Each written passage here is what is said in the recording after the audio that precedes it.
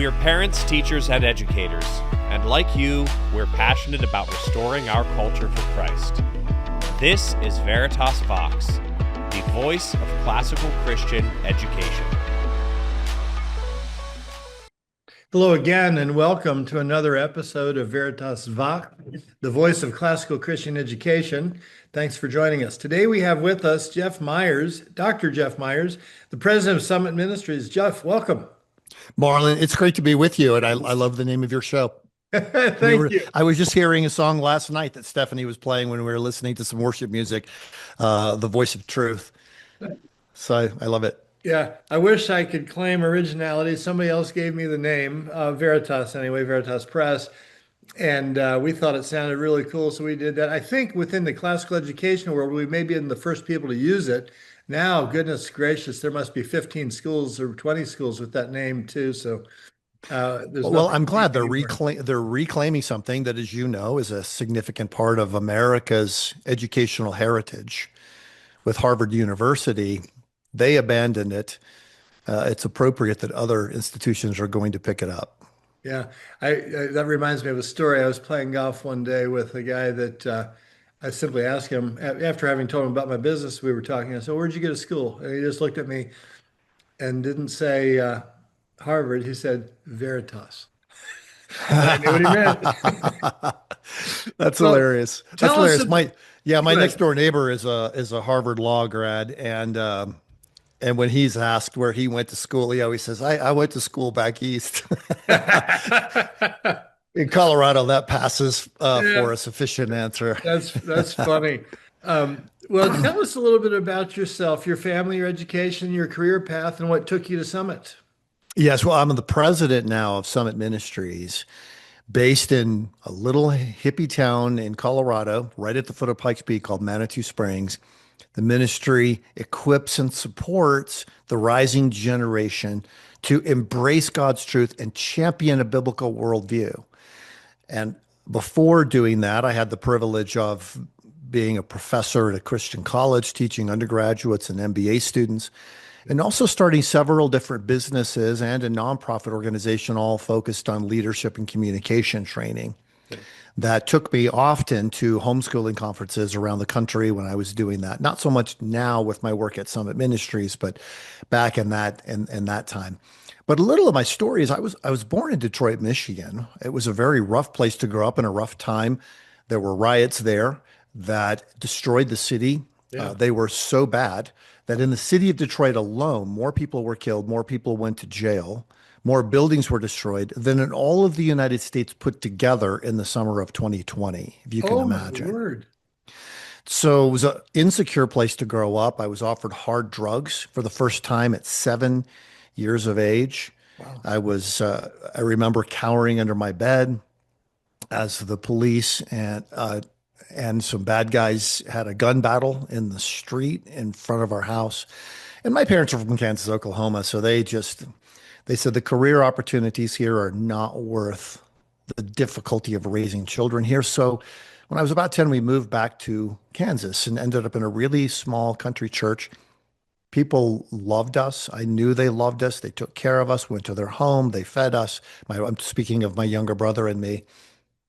But their path to faith did not run through a lot of the difficult apologetic struggles that I felt like were significant when you're in an environment where it's conflictual. Okay. You know, is there a God? How do we know that there is a God? How do we know that God is as he is described in the Bible? If God is good, why is there evil in the world? Sure. Isn't he powerful enough? Creation versus evolution. I had all of these questions. And in this little country church, people's main response, having not come to faith through street battles, they said, well, you need to have faith. And I picked up the distinct impression that asking questions was doubting, and doubting was a sin. Yeah. And so I essentially decided, Marlon, that when I I assume graduated, that didn't sit well with you, that you thought there's something wrong with that. well, I knew there was something wrong with it. I didn't want to try to refute it or go against it. I loved these people. And so I just decided that when I graduate from high school, I'll very quietly and respectfully graduate from church. That's an experience that a lot of young adults today still have. Scott Conwell from McConnell from Lifeway has said that in his assessment of the Baptist churches that he's worked with, that probably 65% of young adults who are significantly involved in church in their high school years are no longer even attending church by the time they reach their mid 20s. Yeah. So I was To going to me, be that's that scary. statistic. Yeah, it is. It's scary. It's scary for parents. You do your very best to raise your children according to the ways of the Lord, and then watch as the world very quickly takes them over. Well, my parents had heard about this ministry called Summit Ministries. My father had somehow gotten a hold of the newsletter from David Noble, and they're Kansas conservatives. He looked at it and thought, this is crazy. These people are conspiracy. They're talking about communism and things like that. But after five of those newsletters, he said, you know what? This is making a lot of sense. This guy's documenting everything that he says. It's factual. It's not crazy. And then they said, we've got a scholarship for a program. Well, scholarship is my dad's favorite word. So he said, why don't you go out to this program in Manitou Springs, Colorado for 2 weeks? Well, if you're in the plains of Kansas, an opportunity to go to Colorado for 2 weeks has no downside. So I went to the program and I found David Noble, the director of the program, and I said to him, I hope you have a lot of answers because I have a lot of questions. Wow. And he said to me, How at old are you Summit, at this point? I was 17, Okay. 17. He said, at Summit, we aren't afraid of questions. That's all I really needed to hear, Marlon. Yeah. I didn't need to know that there's somebody out there who has everything locked down. I would be suspicious if somebody said, I know 100% of what I believe is true. Yeah. I'm positive about it. I would have been suspicious because it's very rare in life to be sure of something more than 51 to 75%, right? So I just knew I'd found my tribe. I hung out with them. I stayed there for the 2 weeks. The following summer, I went back for another 2 weeks. I took some students to the program. I did an internship in Colorado Springs at an advertising agency and stayed at Summit during the summer. In some way or another, I have been involved with Summit Ministries ever since. It was through that program that I came to a personal faith in Jesus Christ. Okay. So it not only was foundational for me, but it established my life trajectory. I went from Summit Ministries back to my college, ran for student government, ultimately was elected to be the president of the student government at our university, Where did you which go to led to, school? that was at Washburn Okay. University in Topeka, Kansas. That led to all kinds of opportunities. I did a master's degree at Baylor University, coaching debate and teaching speech, and then completed and graduated from the doctoral program in philosophy at the University of Denver, Okay. and then became a professor. I taught at Bryan College in Dayton, Tennessee for many years, undergraduate students, MBA students in Chattanooga, Tennessee. As I mentioned, started several different businesses related to communication and leadership training. And David Noble, when he retired, asked me to take his place as the president of Summit Ministries. So And that was around 2011? that was 2011. Yeah. Yes. So I've been in Colorado ever since leading that ministry, and God has shown favor to us. We have been able to have the largest groups of students that we've ever had, more student enrollment. We've started a curriculum program that's used in Christian schools all over the world and many homeschool co-ops as well, based on the Understanding the Times book and series that goes from kindergarten to grade 12. And that program is now studied by 70,000 young people a year. Wonderful.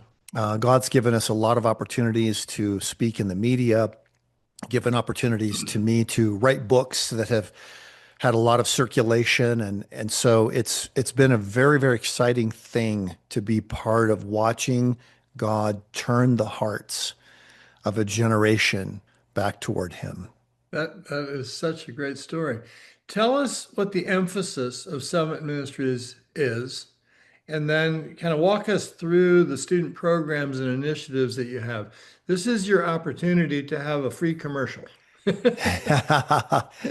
Well, the core Summit Ministries program is a 12-day course of study. Okay. 16 to 22-year-olds come Okay. for 12 days. We connect them with the Is that top Christian. summer That's in primarily? the summertime primarily, yes. We connect them with the top Christian thought leaders Yeah. who are wrestling with the issues they wrestle with. One of our core instructors, for example, is Frank Turek. Frank Turek, you probably saw him speak at Charlie Kirk's memorial. He was with Charlie when he was killed. Frank is the number one guy traveling to speak and do the Q&A sessions on college campuses right now. He's in the arena. You're right. So when he teaches apologetics to students, they really listen.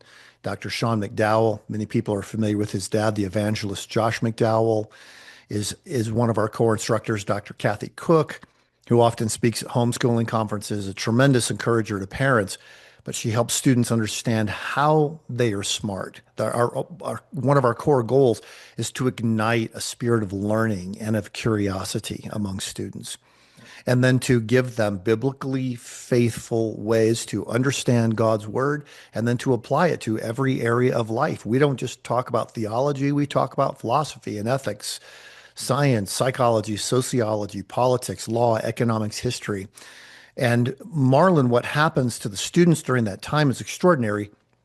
About 1% of Gen Zers, this rising generation, the ones who are later high school early and in college and in their 20s now, about 1% of them, according to the social researcher George Barna, have a biblical worldview. By the time 1%. 1%, yes.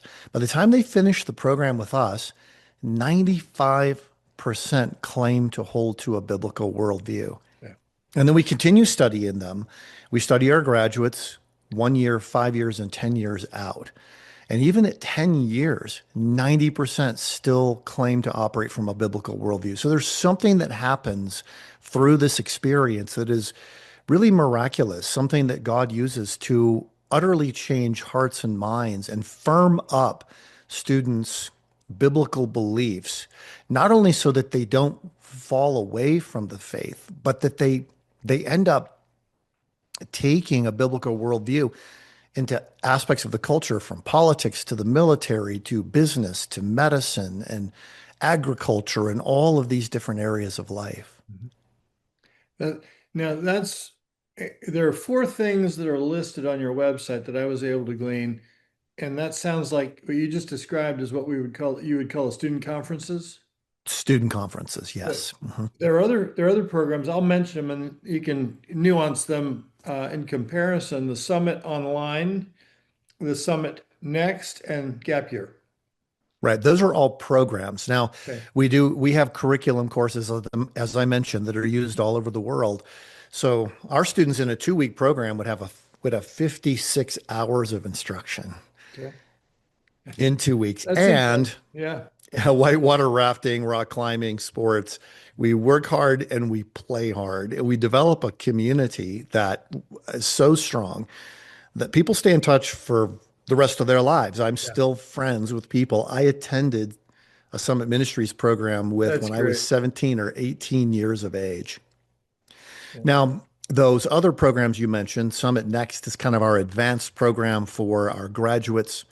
And then the Gap Year program is offered to about 30 students every year. So they're selected to attend over the course of over the course of 9 months and have even Essentially a more. school year.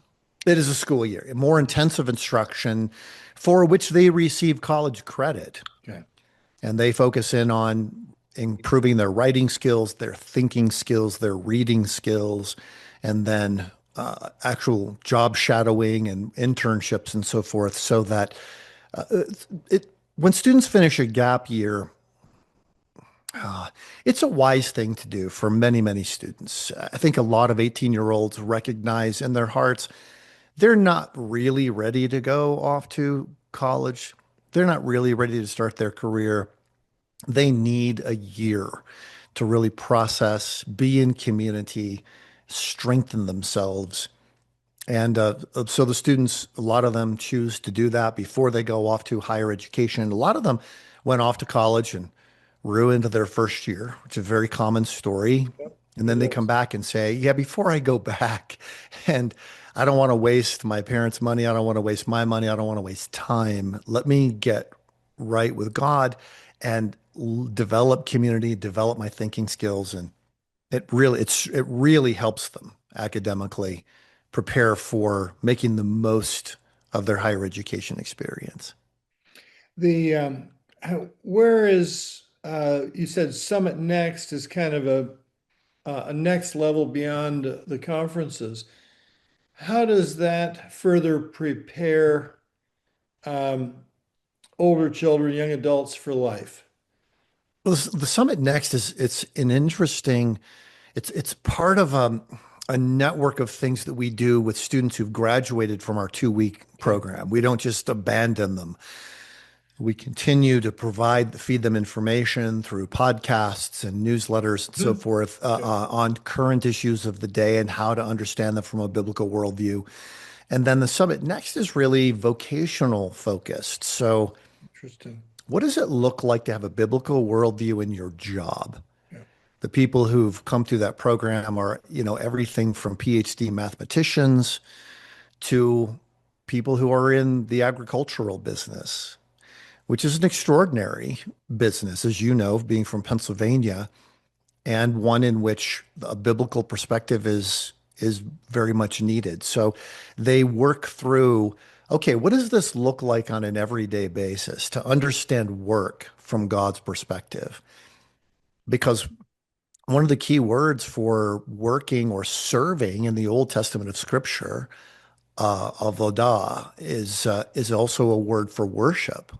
That work is a form of worship, and worship is work. And so we understand our work that we do as a form of worship to God. And when a young person grasps that, Yeah. they could be in the financial services business or they could be working on Capitol Hill.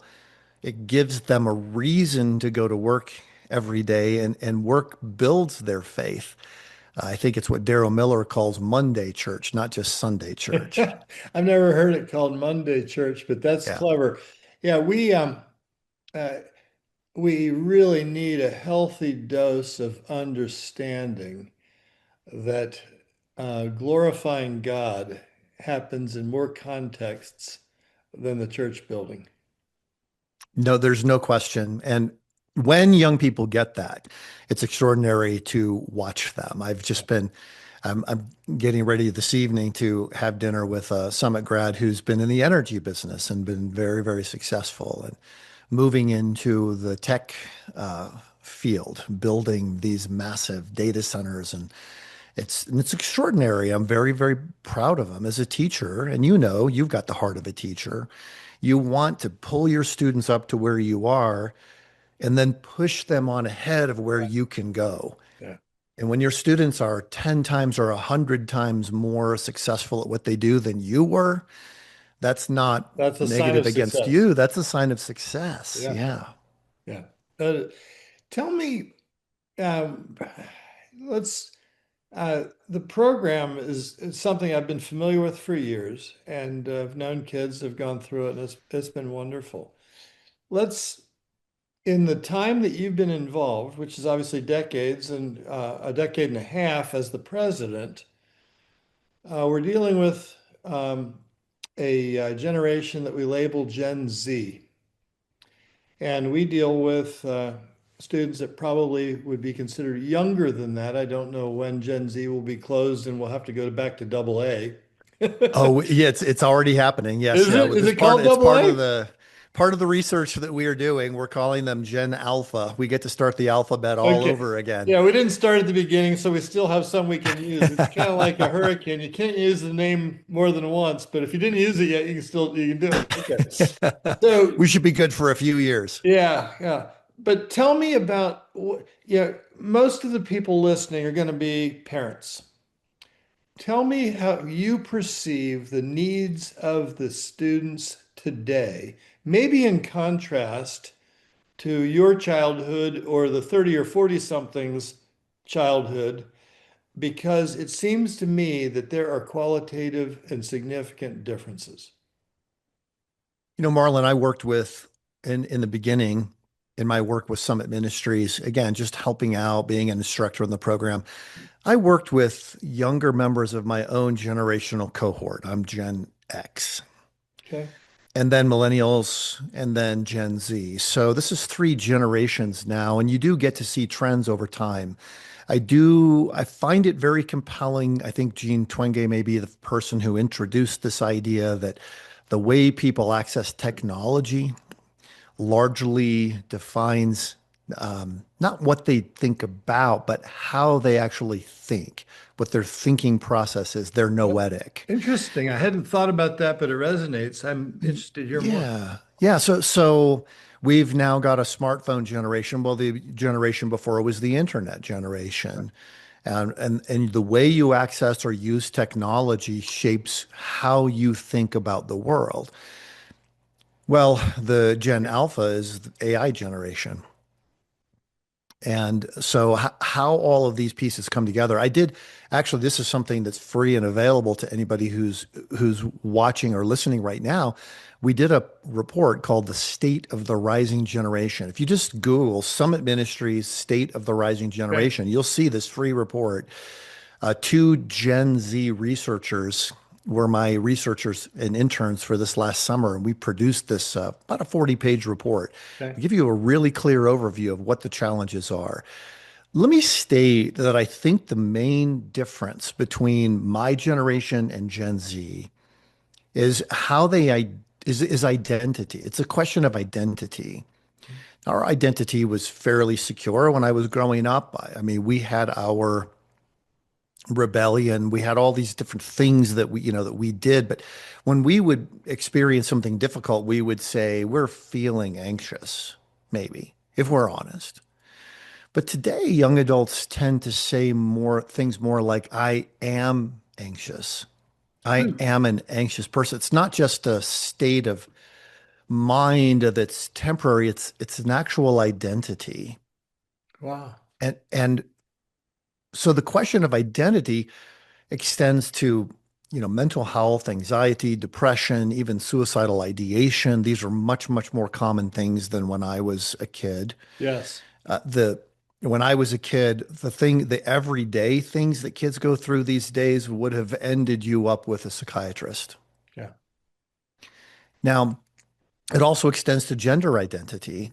It's one of the things we really help students with at Summit Ministries is understanding that gender isn't something you have to become. It's something that God made you with. You're male or female. It's the second thing we know about human beings in Genesis chapter 1, next to the fact that we were made in God's image. And God made male and female to harmonize with one another. He made them different on purpose. God creates differences as contrast to create harmony, because harmony illustrates his nature to the world.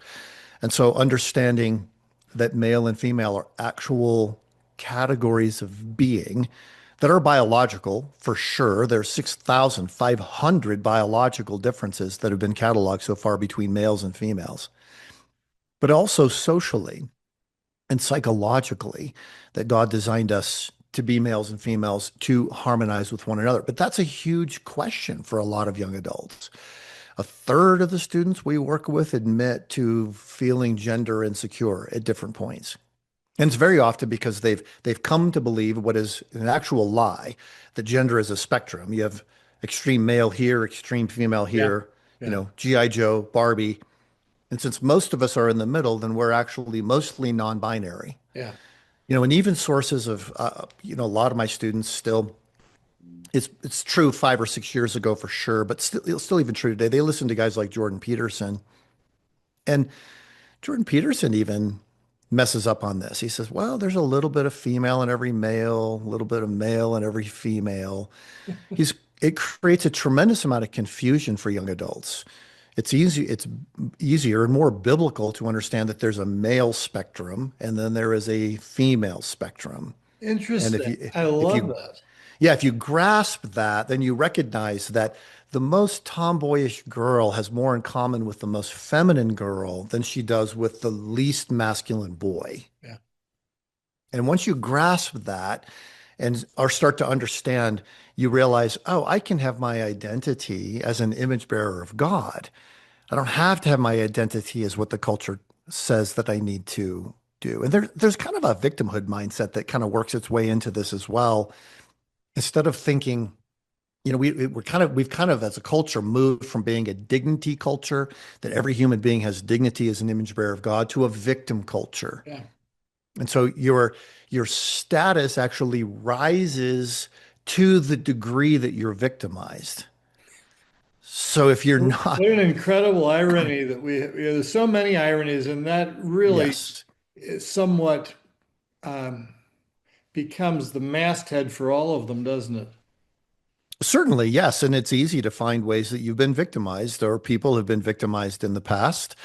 And you hear all of these things about the patriarchy, about colonialism and so forth. And but for young adults who are growing up in middle class homes, who haven't been socially disadvantaged, how are they going to identify as victims? How are they going to be victims? And so the transgender movement has really risen, especially among young women, because they feel that they need to have something wrong with them. I actually had a student ask me one time, is there something wrong with me that there isn't something wrong with me?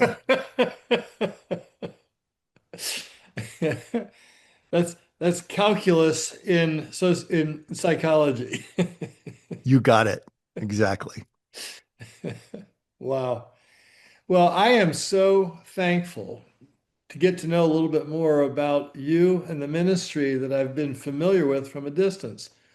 This is, as you know, but the audience doesn't, my first interaction with you all, and I'm very encouraged by what I hear that you all are doing. We've had any number of students over the decades that have been part of your program, so we've had overlap there, and it is good work you're doing. I really want to encourage you to continue, and thank you for telling our families about it today too, because it is a very worthy consideration. We're really spending some time. Literally, I had a conversation earlier today with a couple people thinking in terms of how we might help parents build better, more rich attachment between using a psychology term, but between parents and children. And you guys are really in the thick of it and helping make that happen.